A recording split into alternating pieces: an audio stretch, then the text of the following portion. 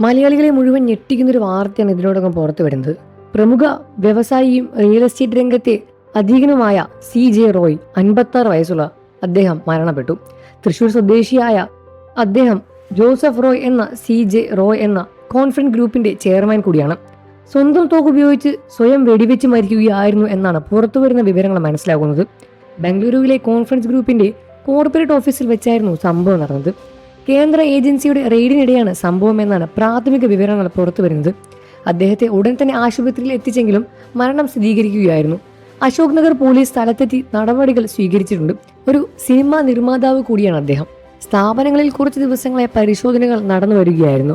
ഇതിൽ അദ്ദേഹം മാനസിക സമ്മർദ്ദത്തിലുമായിരുന്നു എന്ന് അദ്ദേഹത്തിന്റെ സ്ഥാപനത്തിലെ ജീവനക്കാർ പറയുന്നുണ്ട്. പോലീസ് ജീവനക്കാരെ ചോദ്യം ചെയ്തു വരികയാണ്. സിനിമാ നിർമ്മാതാവ് കൂടിയായ റോയ് റിയൽ എസ്റ്റേറ്റ് പ്രൊജക്ടുകളാണ് വ്യവസായ രംഗത്തും പ്രശസ്തി നേടിയത്. വിദ്യാഭ്യാസം, ഹോസ്പിറ്റാലിറ്റി, ഏവിയേഷൻ, എന്റർടൈൻമെന്റ്, റീറ്റെയിലിംഗ് രംഗത്തും അദ്ദേഹത്തിന്റെ വലിയ രൂപത്തിലുള്ള വ്യാപകമായ വളർച്ചയാണ് ഉണ്ടായത്. ഭാര്യ ലിനി റോയ്, മക്കൾ രോഹിത്, റിയ എന്നിവരുമാണ്. അദ്ദേഹത്തിന്റെ മരണത്തിൽ മലയാളികൾ മുഴുവൻ ഞെട്ടിയിരിക്കുകയാണ്.